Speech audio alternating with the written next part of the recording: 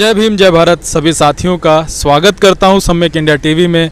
और आज हम अंबेडकर भवन दिल्ली में मौजूद हैं और एक बहुत महत्वपूर्ण टॉपिक, ये जो हरिजन शब्द है कहां से आया, क्यों आया, और SC ST OBC दबे कुचले समाज को हरिजन कहा गया, क्यों कहा गया, अपमानित कहा गया किया गया इसको कह के, या सम्मानित किया गया इस वर्ड से हरिजन कह के, क्योंकि बहुत सारे फिल्मी गाने भी इस पे बने, अपने आप को लोग हरिजन भी कह के बड़े गौरवान्वित महसूस करते हैं।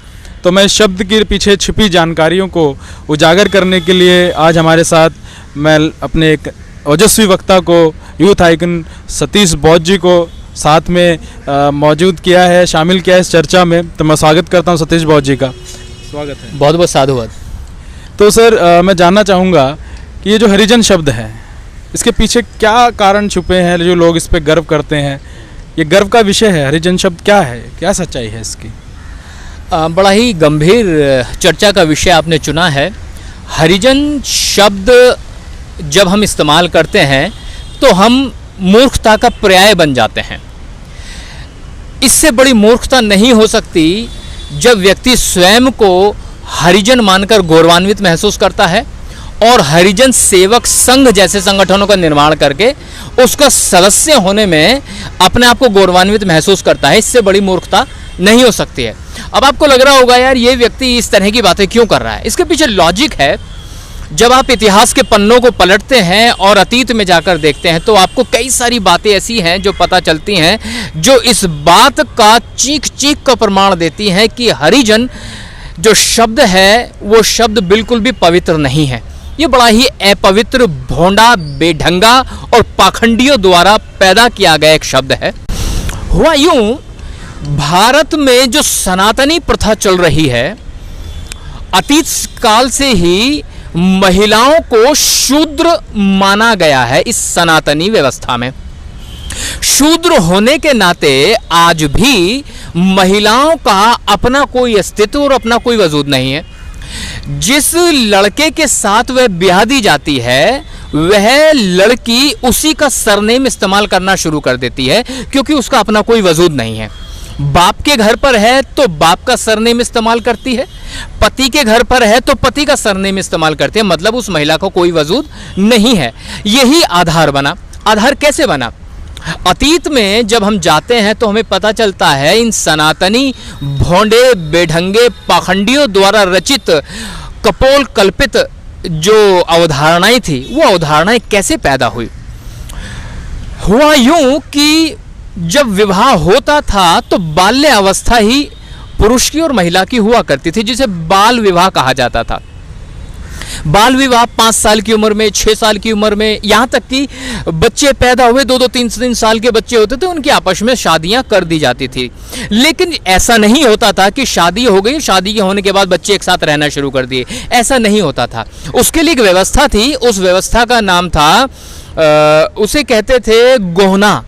गोहना एक ऐसी व्यवस्था है जो 10 साल बाद, 15 साल बाद ऐसे हुआ करती थी।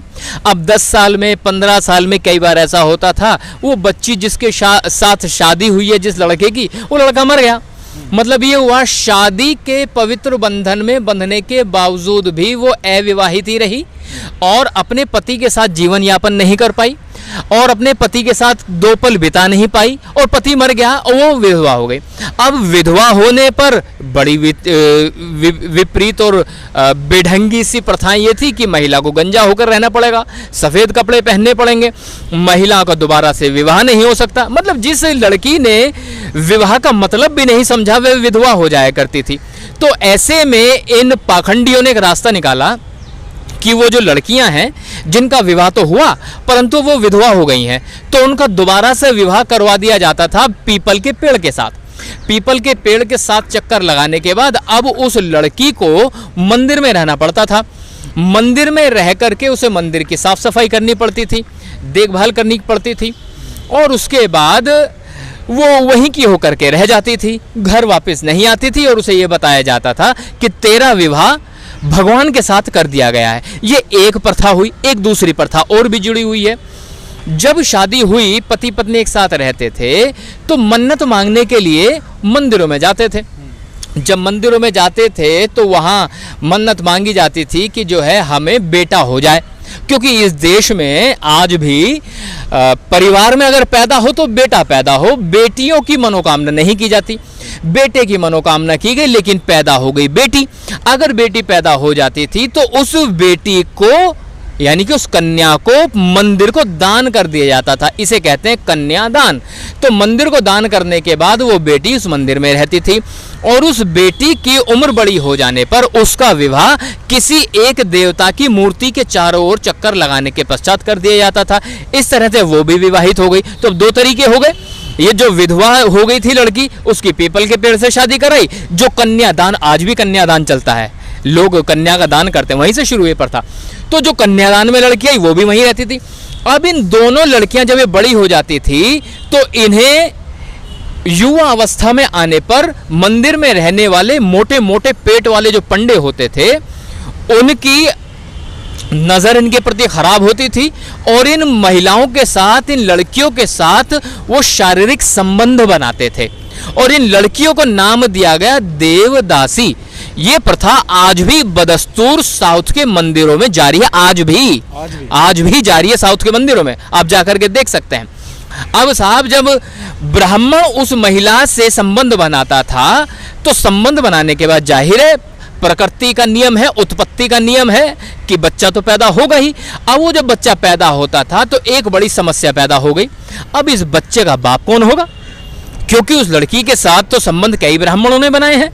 किसी एक ब्राह्मण का नाम दे भी दिया जाए तो उस ब्राह्मण के मान सम्मान और सामाजिक प्रतिष्ठा दांव पर आ जाती थी। ब्राह्मण मतलब मंदिर के पुजारी, ब्राह्मण मतलब पंडित जो मंदिर में बैठा हुआ पुरोहित है, जो पुजारी है। अब उसके मान सम्मान और स्वाभिमान का सवाल पैदा हो गया।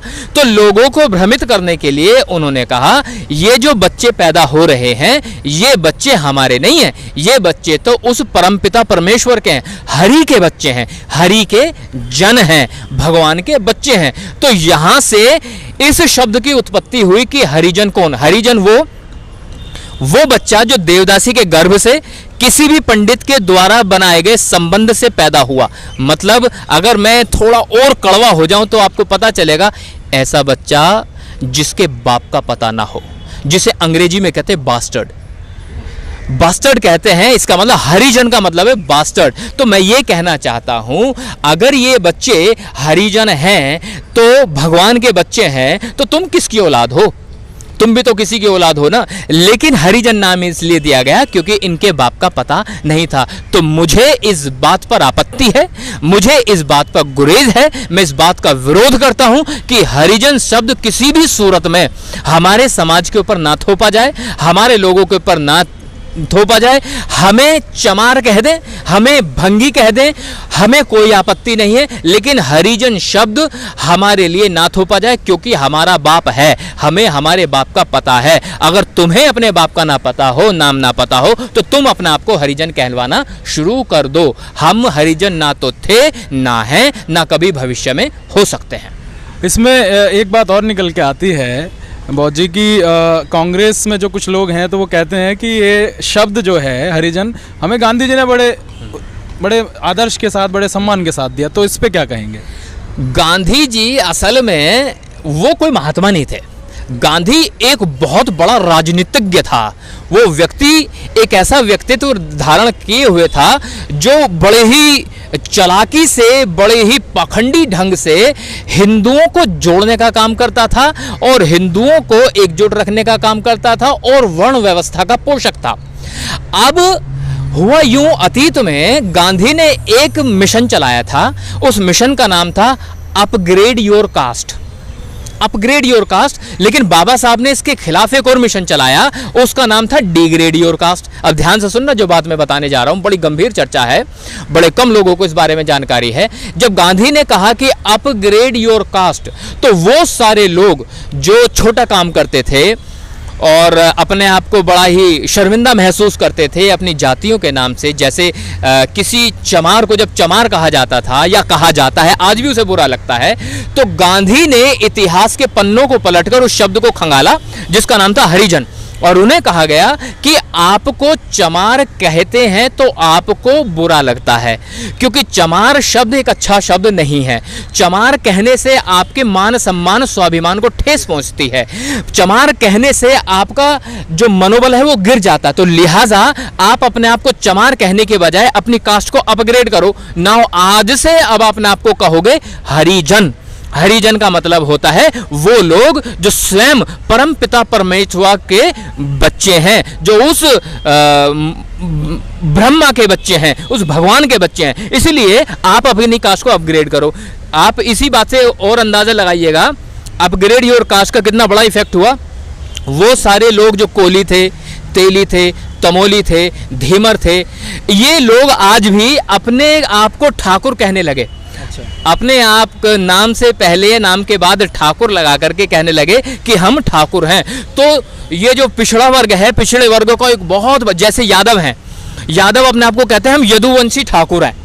वो अपने आप को ठाकुर मानते हैं। ठाकुर इसलिए भी कहते हैं कि श्री कृष्ण जो थे वो ठाकुर जी थे, हम ठाकुर हैं। तो अपग्रेड योर कास्ट वाला मिशन गांधी जी ने चलाया और गांधी जी के बताए गए इस रास्ते पे लोग चले और उन्होंने अपनी कास्ट को अपग्रेड किया। लेकिन बाबा साहब की बात को किसी ने स्वीकार नहीं किया। आज जाकर लोगों को पता चलता है कि बाबा साहब सही थे और बाबा साहब बिल्कुल सही कह रहे थे। डिग्रेड योर कास्ट मतलब कास्ट सिस्टम तो खत्म करो। लेकिन जातिवाद का पोषक गांधी ही था जिसने चमारों को अपग्रेड योर कास्ट के चक्कर में हरिजन बना दिया और लोग अपने आप को हरिजन कहते हुए गौरवान्वित महसूस करने लगे। और आज भी कांग्रेस में बहुत सारे ऐसे नेता हैं जो अपने आप को संगठन में ही अपने आप को हरिजन मान करके स्वीकार करके अपने आप को धन्य महसूस करते हैं। मतलब चमार कहेंगे तो बेइज्जती ज्यादा होगी, अगर हरिजन कहेंगे तो कम होगी। एग्जैक्टली वो ये गांधी का यही मतलब था कि चमार कहने पर आपका सम्मान मर जाता है, आपका स्वाभिमान गिर जाता है। तो लिहाजा अपनी कास्ट को अपग्रेड कर दो,